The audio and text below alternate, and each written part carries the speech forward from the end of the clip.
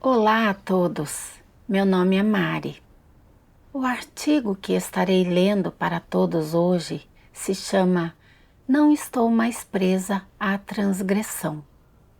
A protagonista foi presa pelo Partido Comunista Chinês e torturada por 7 dias e noites. Ela não conseguiu suportar a tortura e traiu uma família que guardava o dinheiro da igreja, cometendo uma transgressão séria. Depois de ser libertada da prisão, ela desempenhou seu dever na igreja. Mas sempre que pensava em como havia traído aquela família e se tornado Judas, sentia uma dor no coração, como se estivesse sendo perfurada por uma faca, e vivia em um estado de depressão. Diante de sua transgressão, como ela buscou a verdade, entendeu a intenção de Deus e saiu de suas emoções de depressão? Em um dia de julho de 2006, de repente, fui detida quando estava a caminho de uma reunião com meus coobreiros. Naquela noite, fui levada a um local secreto para ser interrogada. Os policiais encontraram recibos de dinheiro da igreja comigo, e então eles se revezaram para me interrogar, pressionando-me a dar os nomes dos guardiões do dinheiro da igreja e dos líderes seniores. Não lhes respondi. Então, eles me chicotearam com um cinto de couro, algemaram meus pulsos e me penduraram com uma corrente de ferro. Eles me torturaram assim por uma semana. Tive sede e fome e perdi todas as forças. Em algum momento, perdi a consciência. Quando acordei, não tinha certeza do que haviam me dado para beber, mas havia um gosto estranho na minha boca que estava me sufocando e tive dores agudas em todo o meu corpo.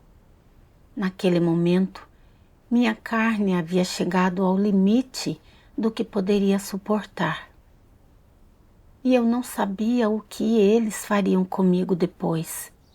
Eu estava muito assustada, com medo de não conseguir suportar a tortura e me tornar um Judas, e orei sinceramente a Deus em meu coração, pedindo-lhe que me ajudasse a permanecer firme em meu testemunho.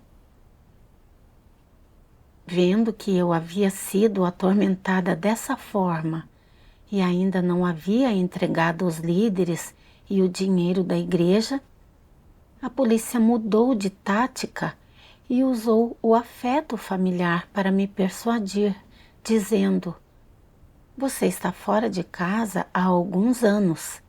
Sua família e seus filhos devem sentir muito sua falta. Onde está o dinheiro da igreja? Se você nos contar tudo, nós a deixaremos ir para casa."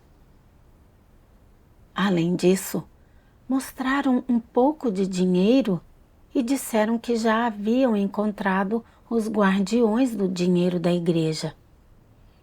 Ao ouvir isso, pensei: como eles já apreenderam o dinheiro, não faz diferença se eu contar ou não. Se eu contar alguma coisa, talvez não seja mais torturada. Contei a eles sobre uma das famílias que guardava o dinheiro da igreja e os policiais me fizeram levá-los para pegar o dinheiro. Só então percebi que havia caído na armadilha deles. Àquela altura, eu já havia suportado tudo o que podia. Pensei comigo mesma: eu já delatei a família guardiã. Se eu não os levar até lá, eles certamente continuarão me torturando. Além disso, já faz uma semana que fui detida e o dinheiro da igreja pode ter sido transferido. Nesse momento de mau julgamento, Levei a polícia até a casa do guardião. Depois que a igreja recebeu a notícia da minha detenção, eles imediatamente transferiram o dinheiro da igreja. O irmão da família guardiã quase foi detido, mas Deus o protegeu e ele escapou da batida policial. Como não encontrou o dinheiro da igreja, a polícia me condenou arbitrariamente a 1 ano e 9 meses de prisão. Cada dia que passei na prisão foi repleto de sofrimento e dor, especialmente quando eu pensava nas palavras de Deus que diziam: para com aqueles que não me ofereceram sequer um pingo de lealdade durante tempos de adversidade, eu não terei mais misericórdia, pois minha misericórdia vai só até esse ponto. Não tenho apreço algum, além disso, por quem quer que já tenha me traído. Muito menos gosto de me associar com quem trai os interesses de seus amigos. Esse é meu caráter, seja quem for a pessoa. Eu sabia muito bem que, por delatar o irmão, eu havia me tornado um Judas. Eu havia ofendido o caráter de Deus. Havia cometido um pecado imperdoável. Quando eu pensava nisso, meu coração sofria muito. Eu havia traído a Deus. Ele certamente não me salvaria. Meu tempo de crença em Deus poderia ter terminado completamente. A partir de então, fiquei muito abatida e passava todos os dias em agonia. Meu coração estava sofrendo e senti que seria melhor se eu estivesse morta. Eu só esperava a morte, pois nesse dia seria livre. Embora eu ainda orasse a Deus, sempre que pensava em minha transgressão, sentia que Deus não me queria mais e achava que não era digna de me apresentar a Ele. 2 anos depois que fui liberada da prisão, os irmãos me encontraram e, vendo que eu tinha um pouco de autoconhecimento, eles permitiram que eu retomasse minha vida de igreja e arranjaram um dever para mim. Fiquei muito emocionada e pensei que Deus estava me dando uma chance de me arrepender e me senti ainda mais em dívida com Ele. Chorei lágrimas amargas enquanto orava a Deus. Deus, eu realmente não sou digna de estar diante de Ti. Ao enfrentar as circunstâncias, não dei nenhum testemunho.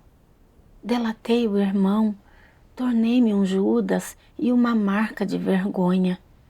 Hoje, Tu me deste a chance de voltar à igreja e desempenhar meu dever. Posso ver Tua misericórdia.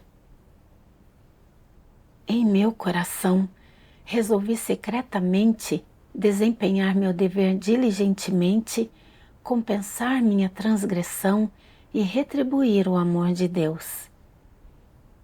Depois disso, não importava qual tarefa a igreja arranjasse para mim. Eu sempre cooperava com entusiasmo. Por mais adversas que fossem as circunstâncias que encontrava, eu não deixava que essas dificuldades me abatessem. Eu queria fazer o melhor possível para compensar minha transgressão.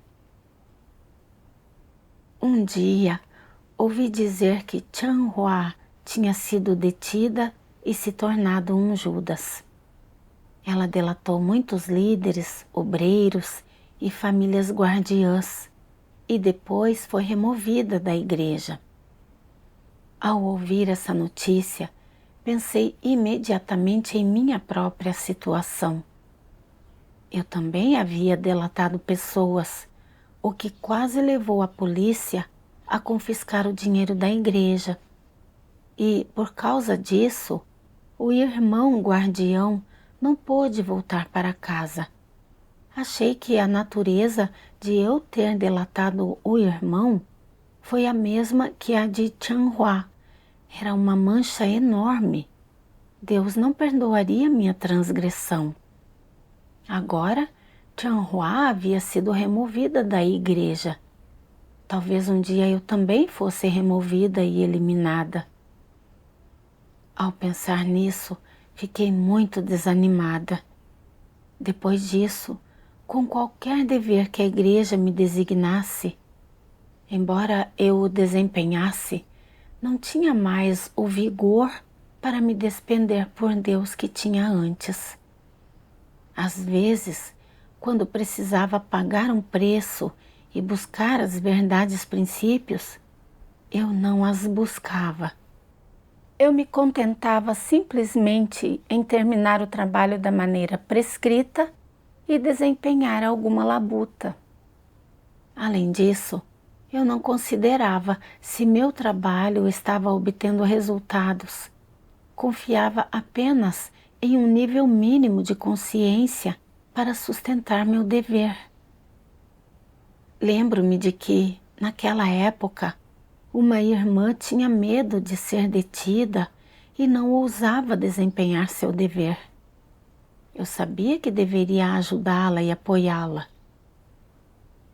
Mas já que eu havia traído a Deus, como eu estaria qualificada para oferecer comunhão a outras pessoas? Eu não estava a fim de pensar em como me comunicar para obter resultados, e apenas agia sem me envolver e falava um pouco sobre conhecimento doutrinário. Eu sabia que abordar meu dever com essa atitude não estava de acordo com a vontade de Deus e queria me esforçar para mudar meu estado. Mas assim que pensava que eu havia cometido uma transgressão tão grande e não tinha esperança de ser salva, meu coração ficava cansado e eu passava os dias sem rumo. Quando revelei caracteres corruptos no desempenho do meu dever, eu sabia que deveria buscar a verdade para resolver meu problema e que fazer isso seria vantajoso para o meu trabalho e a minha entrada na vida. Mas quando pensava em minha transgressão imperdoável e que eu poderia ser removida, eu simplesmente não conseguia fazer isso. Para mim, apenas concluir meu trabalho todos os dias era o suficiente, e eu não me concentrava em buscar a verdade para resolver meu estado. Tempos depois, passei a sentir dores de cabeça com frequência e tive uma doença estomacal recorrente. No começo, eu tratava meu estado corretamente, mas, com o passar do tempo, não me recuperei da doença e ela se agravou. Eu me perguntava se essa doença era uma punição de Deus. No passado, eu havia traído a Deus, fazendo com que Ele me desprezasse e detestasse. E agora eu estava doente. Definitivamente, Deus não me queria. Às vezes, eu não produzia resultados em meu dever e achava que Deus não estava trabalhando em mim. Era inútil continuar buscando a verdade e desempenhando o meu dever. Sempre que eu tinha esses pensamentos, tinha uma sensação indescritível de perturbação em meu coração. Naquela época, eu realmente me arrependi de ter traído a Deus. Se eu tivesse sido capaz de suportar um pouco mais, não teria permanecido firme em meu testemunho? Por que eu delatei o irmão?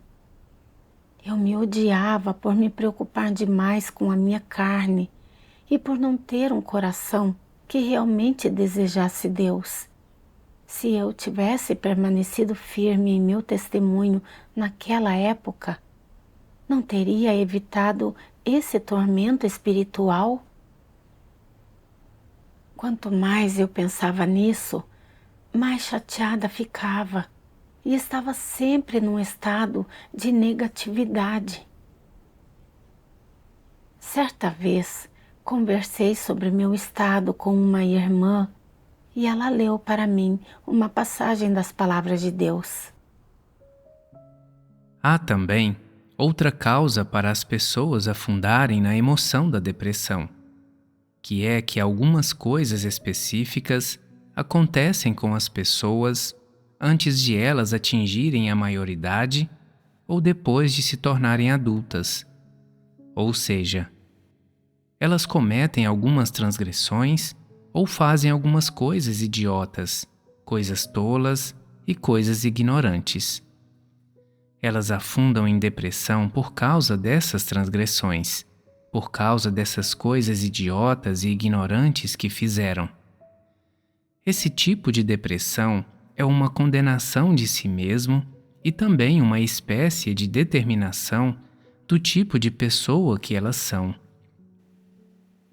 Sempre que elas ouvem um sermão ou uma comunicação sobre a verdade, essa depressão se insinua pouco a pouco em sua mente e no íntimo de seu coração, e elas se atormentam perguntando: posso fazer isso?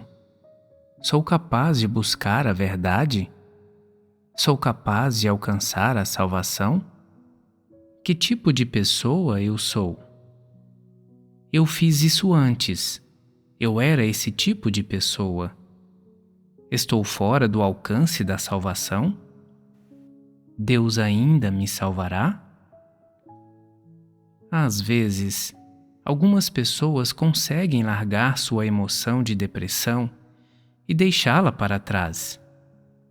Elas pegam sua sinceridade e toda a energia que podem reunir e as aplicam para cumprir seu dever, suas obrigações e suas responsabilidades, e podem até colocar todo o coração e toda a mente na busca da verdade e na contemplação das palavras de Deus. E põem seus esforços nas palavras de Deus.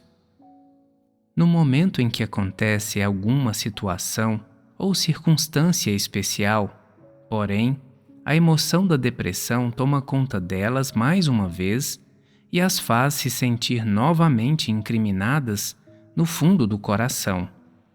Elas pensam consigo: você fez isso antes, e você era esse tipo de pessoa. Você pode alcançar a salvação? Há algum sentido em praticar a verdade? O que Deus pensa do que você fez? Deus a perdoará pelo que você fez? Pagar o preço dessa forma agora pode compensar essa transgressão? Muitas vezes, elas se repreendem e se sentem intimamente incriminadas. Estão sempre duvidando, sempre se atormentando com essas perguntas. Elas nunca conseguem deixar essa emoção de depressão para trás ou rejeitá-la, e têm uma sensação perpétua de intranquilidade sobre a coisa vergonhosa que fizeram. Assim, embora tenham acreditado em Deus por tantos anos, é como se elas nunca tivessem ouvido algo do que Deus disse nem entendido. É como se não soubessem se alcançar a salvação tem algo a ver com elas, se podem ser absolvidas e redimidas, ou se estão qualificadas para receber o julgamento e o castigo de Deus e sua salvação. Elas não têm ideia de todas essas coisas. Por não receberem resposta alguma e por não obterem qualquer veredicto exato, elas se sentem constantemente deprimidas por dentro. No íntimo do coração, elas se recordam do que fizeram repetidamente, repassam-no na mente vezes e vezes, lembrando-se de como tudo começou e como terminou, lembrando-se de tudo, do começo ao fim. Independentemente de como relembrem, elas sempre se sentem pecadoras e, assim, constantemente se sentem deprimidas sobre essa questão ao longo dos anos. Mesmo quando estão fazendo seu dever, mesmo quando estão encarregadas de certo trabalho, elas ainda sentem que não têm esperança de ser salvas. Portanto, elas nunca encaram diretamente a questão de buscar a verdade e a consideram algo muito correto e importante. Acreditam que o erro que cometeram ou o que fizeram no passado é mal visto pela maioria das pessoas, ou que elas podem ser condenadas e desprezadas pelas pessoas, ou mesmo condenadas por Deus.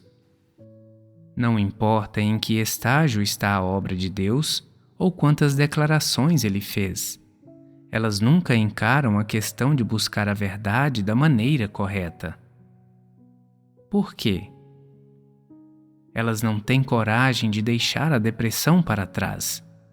Essa é a conclusão que pessoas desse tipo tiram por ter experimentado esse tipo de coisa. E, por não chegar à conclusão correta, elas são incapazes de deixar a depressão para trás. Essas palavras de Deus estavam intimamente ligadas ao meu estado. Na verdade, nestes últimos anos, sempre que eu ouvia falar que alguém tinha sido expulso por ser um Judas, eu associava isso a mim mesma, acreditando que eu havia delatado o irmão, sido um Judas e transgredido diante de Deus. Será que Deus ainda iria me querer depois disso? Será que eu ainda tinha alguma esperança de ser salva? Bastava eu pensar nisso para ficar negativa. Embora eu aparentemente desempenhasse meu dever, por dentro não carregava realmente um fardo e sentia ainda mais como se a busca da verdade não fosse relacionada a mim. Eu sempre me colocava fora das fileiras daqueles que buscavam a verdade. Não ousava aceitar as palavras de orientação, incentivo ou exortação de Deus. Pensava que essas palavras não foram ditas para pessoas como eu.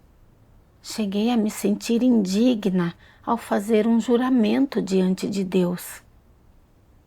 E que eu era ainda mais indigna de aceitar o julgamento e o castigo de suas palavras. Especialmente quando soube que Chanhua tinha sido um Judas e sido removida. Eu achei que era igual a ela. Eu queria salvar minha pele, então entreguei o dinheiro da igreja e o irmão. E isso fez com que o irmão fosse caçado e não pudesse voltar para casa. Para me proteger, fiz um desastre muito grave recair nesse irmão. Eu era realmente muito egoísta, muito carente de humanidade. A natureza das minhas ações era a de Judas. De acordo com o que eu havia feito, Deus poderia fazer qualquer coisa comigo. Mesmo que ele me mandasse para o inferno, isso não seria excessivo. Mas Deus não havia me tratado com base em minha transgressão. E Ele me deu uma chance de viver a vida de igreja e desempenhar meu dever.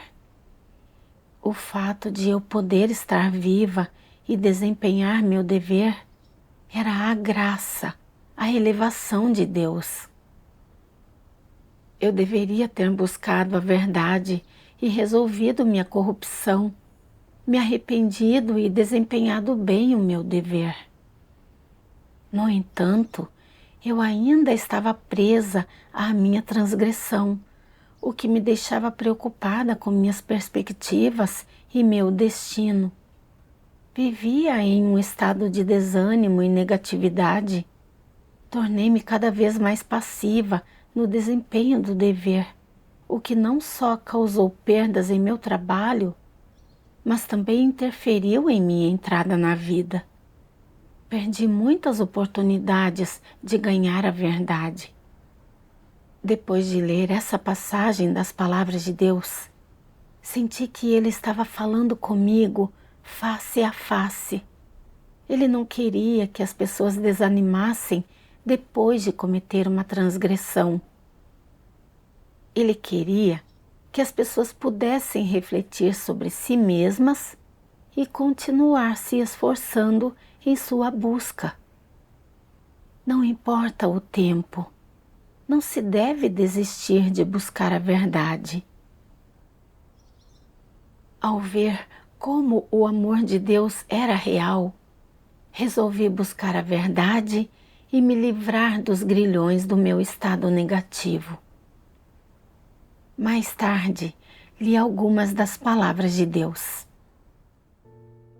As pessoas acreditam em Deus a fim de serem abençoadas, recompensadas, coroadas.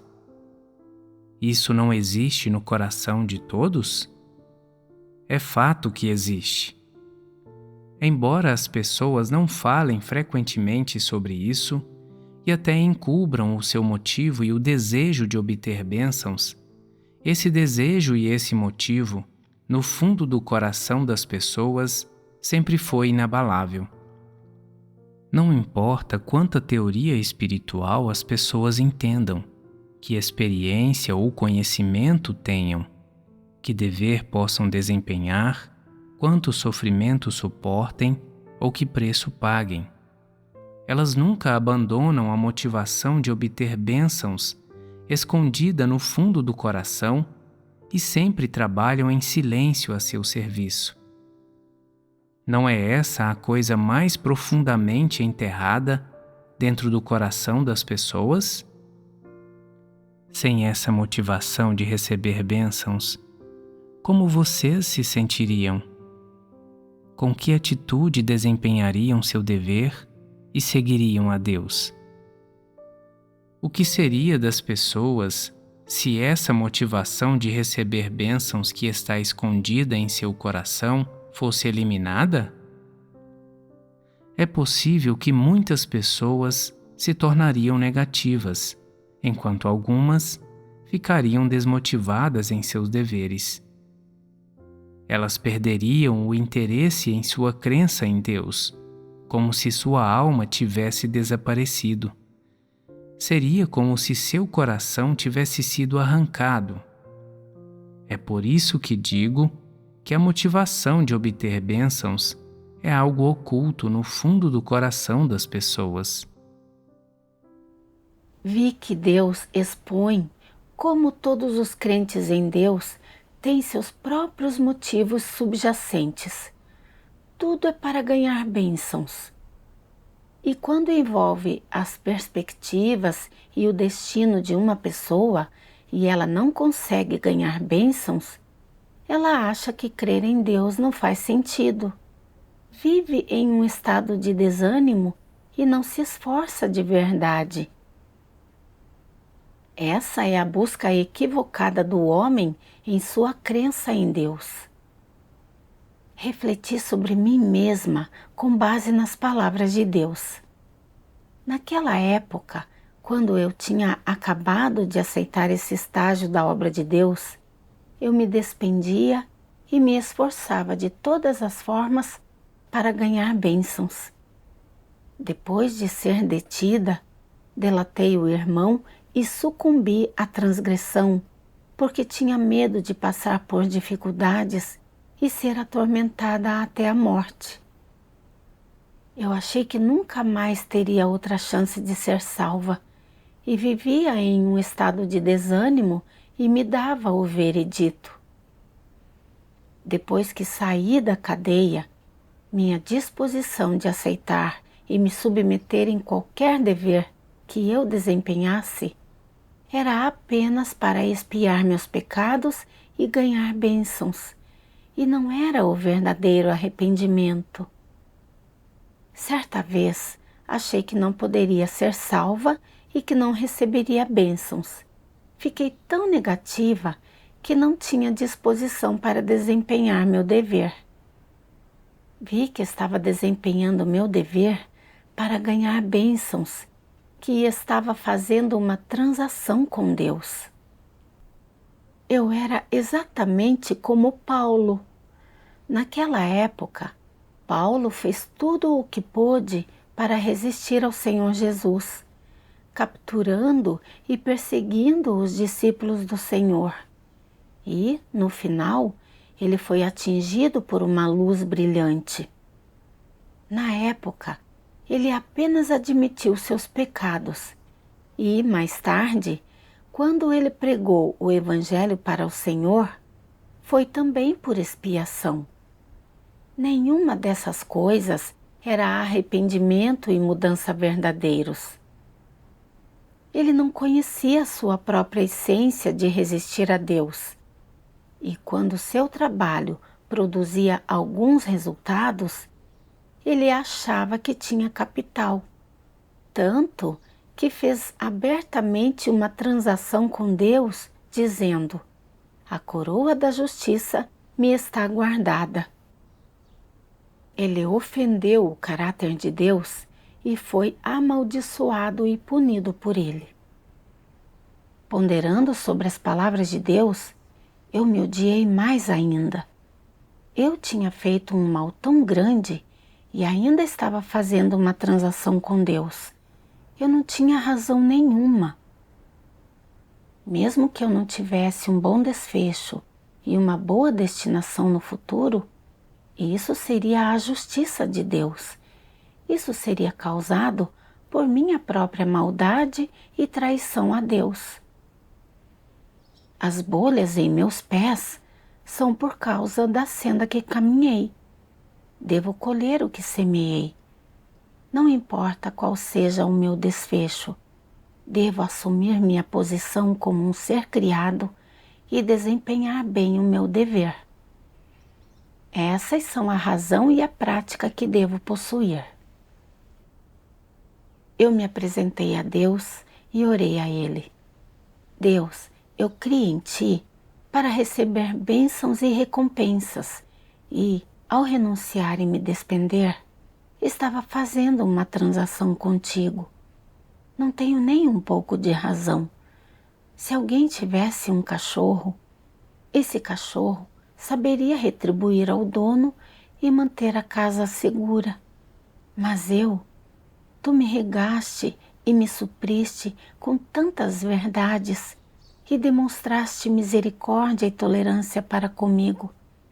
Mas fiz uma transação contigo. Quando achei que não teria uma boa destinação, não quis mais desempenhar meu dever com diligência. Sou ainda pior do que um cachorro. Deus, estou disposta a me arrepender. Não importa qual seja o meu desfecho no futuro, serei leal no desempenho do dever e não mais crerei em Ti para obter bênçãos. Depois disso, li mais algumas das palavras de Deus que me trouxeram um pouco de conhecimento de seu caráter justo.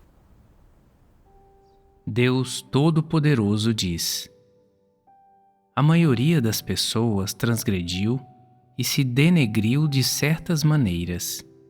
Algumas pessoas, por exemplo, resistiram a Deus e disseram coisas blasfemas. Algumas pessoas rejeitaram a comissão de Deus e não cumpriram seu dever, e foram rejeitadas por Deus. Algumas pessoas traíram a Deus quando foram confrontadas com tentações. Algumas traíram a Deus assinando as 3 cartas quando estavam presas. Algumas roubaram ofertas, algumas desperdiçaram ofertas, algumas perturbaram a vida de igreja com frequência e causaram dano ao povo escolhido de Deus. Algumas formaram panelinhas e trataram os outros rudemente, deixando a igreja em desordem. Algumas espalharam noções e morte com frequência, prejudicando os irmãos e irmãs, e algumas se envolveram em fornicação e promiscuidade e foram uma influência terrível. Basta dizer que todos têm suas transgressões e manchas. No entanto, algumas pessoas são capazes de aceitar a verdade e se arrepender, enquanto outras não conseguem e prefeririam morrer a se arrepender. Portanto, as pessoas deveriam ser tratadas de acordo com sua natureza e essência e seu comportamento habitual. As que conseguem se arrepender são aquelas que realmente acreditam em Deus.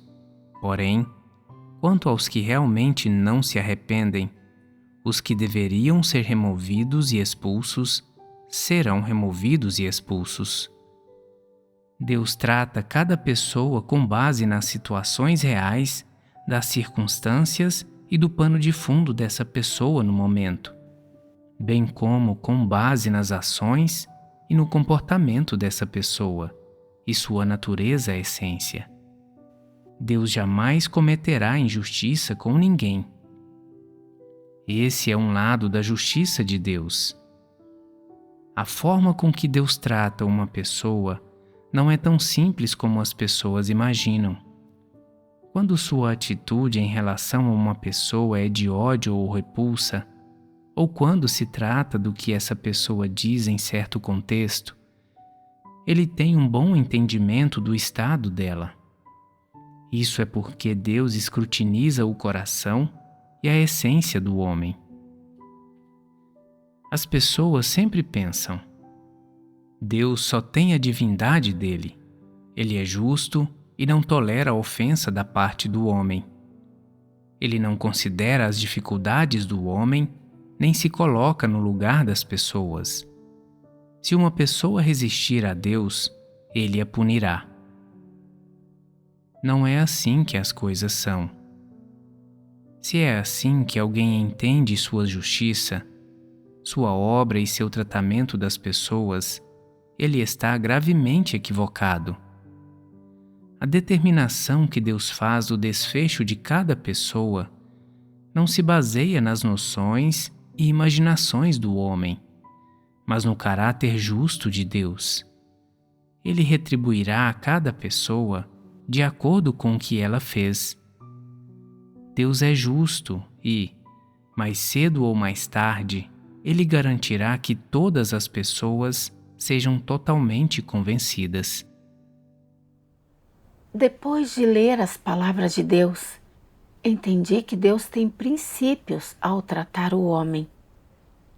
Ele não determina o desfecho das pessoas com base em um momento de transgressão, mas, sim, no contexto e na natureza das ações das pessoas, e se a pessoa é ou não capaz de aceitar a verdade e se arrepender de verdade. Essa é a justiça de Deus. Ponderando sobre isso, de repente vi a luz. Vi que no tratamento de Deus para com o homem não havia apenas julgamento justo, mas também misericórdia. Ele não usava uma abordagem única para tratar todas as pessoas. Pensando em quando traía Deus porque minha carne era fraca, eu acreditava que, por ter feito algo assim, seria condenada e eliminada. E não importava o quanto eu me arrependesse. Não havia como ser salva. Agora, parecia que eu não entendia o caráter justo de Deus. Como quando Chanhua e eu traímos os interesses da casa de Deus e a igreja me deu outra chance de desempenhar meu dever. Isso foi baseado principalmente no contexto e na natureza de como eu traí a igreja, medido em relação ao meu comportamento consistente ao desempenhar meu dever. Na época, fui torturada pela polícia por 7 dias e 7 noites, e meu corpo não aguentou mais. Não percebi o esquema ardiloso de Satanás e, em um momento de fraqueza, traí a Deus. Isso não causou grandes perdas, e depois disso, fiquei com remorso e me abominei. Isso foi considerado uma transgressão grave, e a casa de Deus me deu a chance de me arrepender. Enquanto isso, depois que Chanhua foi detida, os policiais haviam feito apenas algumas perguntas. Porém, ela cedeu ao poder abusivo do grande dragão vermelho e delatou muitos líderes, obreiros e as casas daqueles que guardavam os livros, o que levou muitos irmãos a serem detidos e causou enormes perdas ao trabalho da igreja. A transgressão de Chanhua não foi um momento de fraqueza. Sua essência era a de um Judas. A igreja a removeu com base na natureza de suas ações e nas consequências que elas trouxeram. Isso foi totalmente a justiça de Deus. Ao entender isso, obtive uma visão do caráter justo de Deus e vi que seu caráter era belo e bom. No entanto, eu estava me protegendo e duvidando de Deus, e agora sentia ainda mais que estava em dívida com Ele. Resolvi me arrepender e mudar. E se eu fosse detida e perseguida novamente, não importava o quanto minha carne sofresse, e mesmo que eu morresse, eu permaneceria firme em meu testemunho de Deus e humilharia Satanás, não mais traindo a Deus. Mais tarde, li outra passagem das palavras de Deus e aprendi como eu deveria tratar minha transgressão. Deus Todo-Poderoso diz: e como você pode ser absolvido e perdoado por Deus? Isso depende do seu coração. Se confessar verdadeiramente, reconhecer verdadeiramente seu erro e seu problema, seja uma transgressão que cometeu ou um pecado, você adota uma atitude de confissão verdadeira, sente ódio verdadeiro pelo que fez, e se verdadeiramente der meia volta, de modo que você nunca mais faça aquela coisa errada, então, um dia você receberá a absolvição e o perdão de Deus. Ou seja, Deus não mais determinará seu fim com base nas coisas ignorantes, tolas e sujas que você fez antes. Algumas pessoas perguntam: quanto devo orar antes de saber que Deus me perdoou? Quando não se sentir mais incriminado por essa questão, quando não cair mais na depressão por causa dessa questão, será então que você terá alcançado resultados, e isso mostrará que Deus o absolveu. Quando ninguém, nenhum poder e nenhuma força externa conseguir perturbá-lo, e quando você não estiver sob o domínio de pessoa, evento ou coisa alguma, você terá alcançado resultados. Esse é o primeiro passo que você precisa dar. O segundo passo é que, enquanto suplica constantemente a absolvição de Deus, você deveria buscar ativamente os princípios que deveria seguir ao cumprir seu dever. Só ao fazer isso, você será capaz de desempenhar bem seu dever. Claro, essa também é uma ação prática, uma expressão e uma atitude práticas que compensam sua transgressão e que provam que você está arrependido e deu meia volta. Isso é algo que você deve fazer. Quão bem você cumpre seu dever, a comissão que Deus lhe dá? Você a aborda com uma atitude depressiva ou com os princípios que Deus exige que você siga? Você oferece sua lealdade? Com base em que Deus deveria absolver você? Você expressou algum arrependimento? O que você está mostrando a Deus? Se deseja receber a absolvição de Deus, primeiro você precisa ser sincero. Precisa ter uma atitude de confissão honesta por um lado e precisa, também, trazer sua sinceridade e desempenhar bem seu dever. Do contrário, não há o que falar.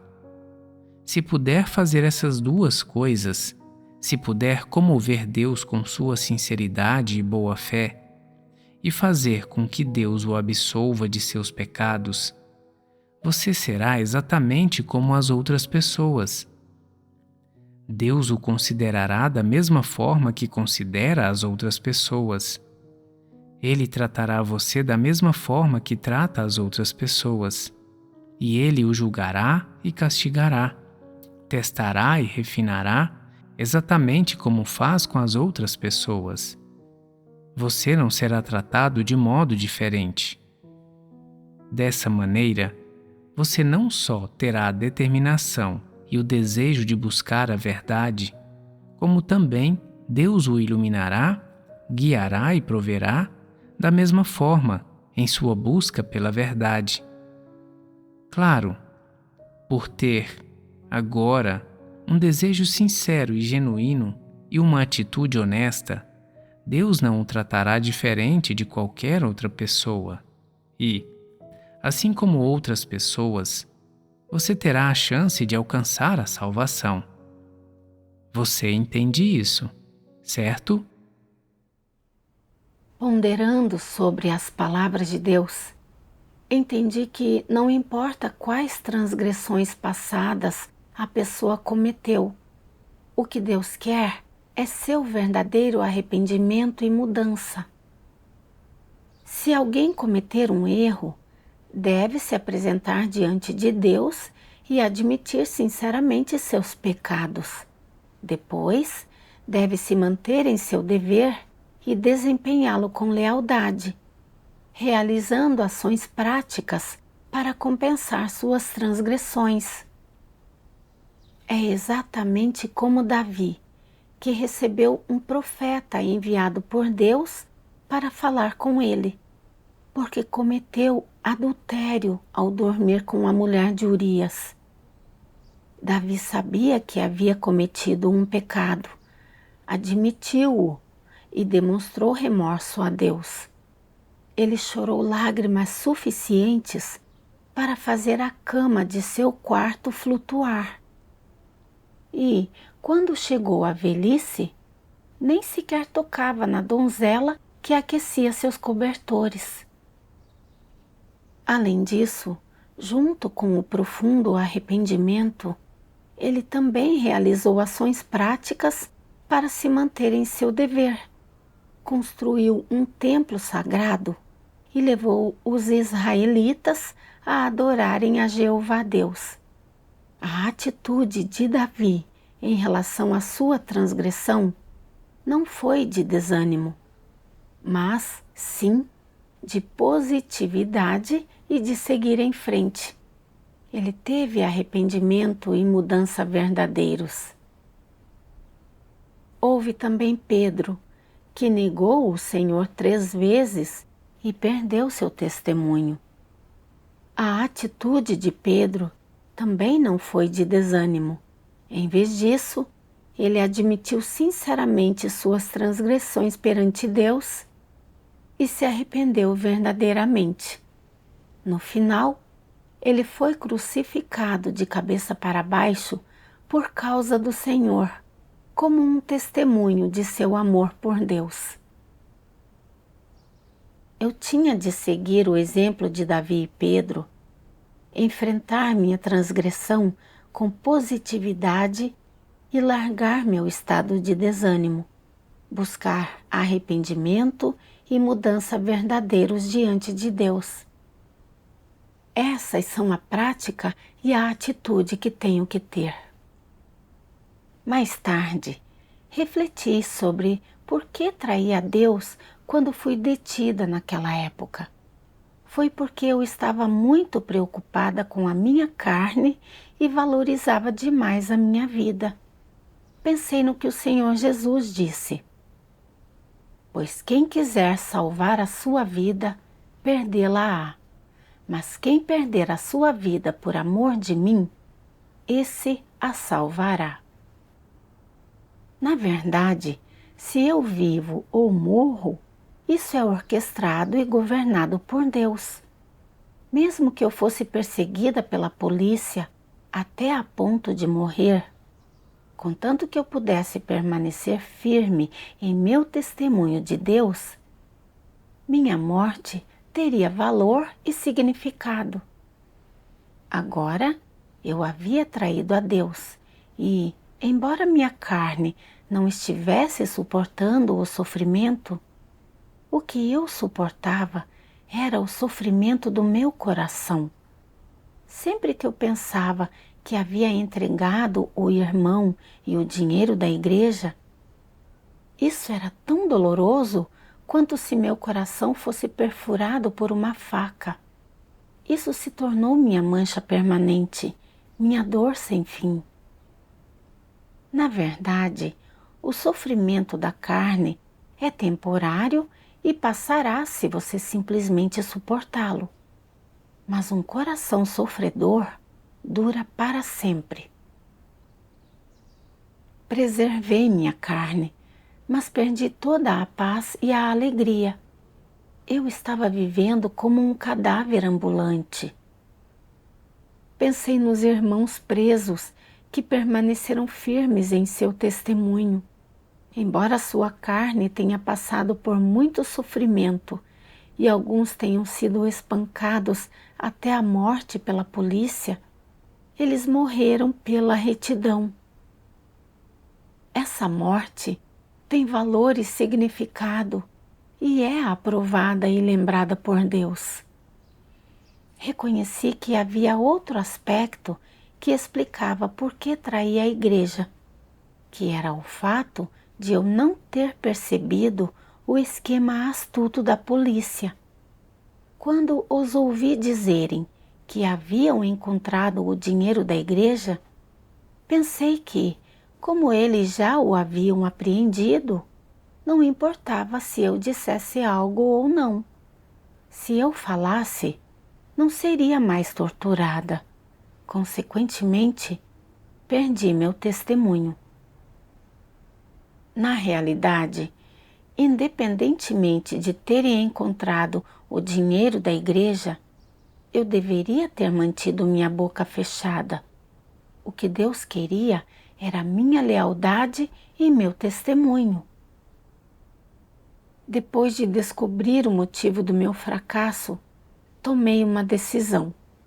No futuro, se eu fosse detida novamente, não trairia os interesses da igreja, mesmo que isso significasse a morte. Pensando nos últimos anos, eu sempre evitei esse problema. Eu não estava disposta a encarar a realidade e resolver meu problema.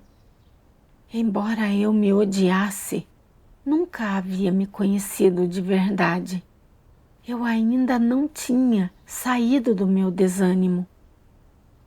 Sob a orientação das palavras de Deus, finalmente eliminei o distanciamento e os mal-entendidos entre Deus e eu.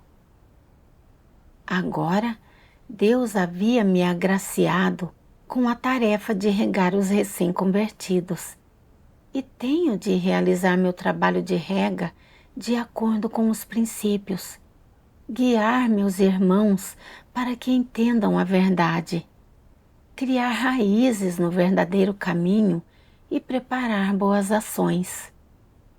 Agora, eu poderia tratar minha transgressão corretamente e não mais entendia mal ou ficava na defensiva contra Deus. Também me abri e comuniquei essa experiência de fracasso com os irmãos, testificando o caráter justo de Deus. Quando nos reuníamos em pequenos grupos, eu participava ativamente da comunhão. E quando encontrava problemas e dificuldades em meu dever, eu podia conscientemente buscar a verdade e refletir sobre mim mesma.